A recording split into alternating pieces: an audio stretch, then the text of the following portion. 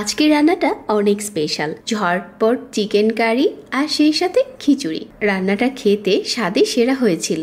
রান্নার জন্য এখানে আমি নিয়ে নিচ্ছি 300 গ্রাম পোলাওর চাল, আর সাথে দিয়ে দিচ্ছি 50 গ্রামের মতো মুগ ডাল। পর্যাপ্ত পানি দিয়ে কিছুক্ষণ ভিজিয়ে রাখছি। রেগুলার কাট করে কেটে নেওয়া মুরগির মাংস নিয়েছি 400 গ্রামের মতো। রান্নার জন্য চুলায় প্যান বসিয়ে এখানে 1/3 কাপ তেল দিয়ে দিলাম, আর সাথে কিছু আস্ত গরম মশলা দিয়েছি। 2টা তেজপাতা, 3 টুকরোর মতো দিয়ে দিচ্ছি দারচিনি, আর 4 টুকরোর মতো এলাচ, আর এখানে 5টার মতো দিয়ে দিচ্ছি লং। 1 কাপ পেঁয়াজ কুচি দিয়েছি। তেলের সাথে পেঁয়াজটা খুব ভালো করে ভেজে নিচ্ছি। তারপরে এখানে দিয়ে দিচ্ছি 1 চা চামচ আদা বাটা আর 1 চা চামচ রসুন বাটা। আদা রসুনটা ভালো করে ভেজে নিচ্ছি যাতে কাঁচা গন্ধটা চলে যায়। হলুদের গুঁড়া দিয়ে দিলাম 1 চা চামচ, লাল মরিচের গুঁড়া 1 চা চামচ, ধনিয়ার গুঁড়া 1 চা চামচ, আর ভাজা জিরার গুঁড়া 1 চা চামচ। স্বাদ মতো লবণ দিয়ে অল্প একটু পানি দিয়ে মশলাটাকে খুব ভালো করে কষিয়ে নিচ্ছি। এখন দিয়ে দিচ্ছি মুরগির মাংসগুলো। ঢাকনা দিয়ে ঢেকে এভাবে করে কিছুক্ষণ কষিয়ে নিচ্ছি। মাংস থেকে যে পানিটা উঠেছে ওটা দিয়ে আমি কষিয়ে নিয়েছি। আর এখানে এখন দিয়ে দিচ্ছি 1 কাপের মতো আলু। আলুটা দেওয়ার পর আরও কিছুক্ষণ কষিয়ে এখানে আমি গরম পানি দিয়ে দিচ্ছি।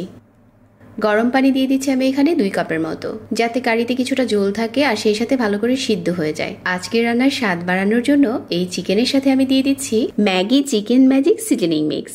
দেশি ও চাইনিজ রান্নার স্বাদ বাড়ায়। চিকেন ফ্লেভার ও 3টি মশলার মিশ্রণে দারুণ স্বাদ। চিকেনটা যখন হয়ে গেছে ওই পর্যায়ে ঢাকনাটা খুলে এই মশলাটা দিয়ে দিচ্ছি। এই মশলাটার জন্যই আজকের চিকেন কারিটা স্বাদে সেরা হবে। চিকেন কারিটা রান্না হয়ে গেছে। এখন চুলায় আরও একটি প্যান বসিয়ে আমি খিচুড়িটা রান্না করে নিচ্ছি। 1/3 কাপ তেল দিয়ে দিলাম, সাথে 2টার মতো পেঁয়াজ কুচি, 2 টুকরো এলাচ, 2 টুকরো দারচিনি আর 1টার মতো তেজপাতা। এই মশলাটা দেওয়ার পর এখানে দিয়ে দিচ্ছি 1/2 চা চামচ আদা বাটা আর 1/2 চা চামচ রসুন বাটা। আদা রসুনটাও একটু ভেজে নিচ্ছি যাতে কাঁচা গন্ধটা চলে যায়। 1 চা চামচ দিয়ে দিচ্ছি হলুদ গুঁড়া, 1/2 চা চামচ মরিচের গুঁড়া আর 1/2 চা চামচ ভাজা জিরার গুঁড়া। ধনিয়ার গুঁড়ো দিয়েছি এখানে 1/2 চা চামচ, স্বাদ মতো লবণ। আর যেই চালটা প্রথমে ভিজিয়ে রেখেছিলাম ওই চালটাকে এখন পানি ঝরিয়ে এখানে দিয়ে দিলাম, আর অল্প আঁচে কিছুক্ষণ ভেজে নিচ্ছি। ভেজে নেওয়ার পর এখানে গরম পানি দিয়ে দিচ্ছি 4 কাপ। ঢাকনা দিয়ে ঢেকে কিছুক্ষণ রান্না করে নিচ্ছি। এখন পানিটা পুরোপুরি টেনে গেছে। উপরে দিয়ে দিচ্ছি কাঁচামরিচ।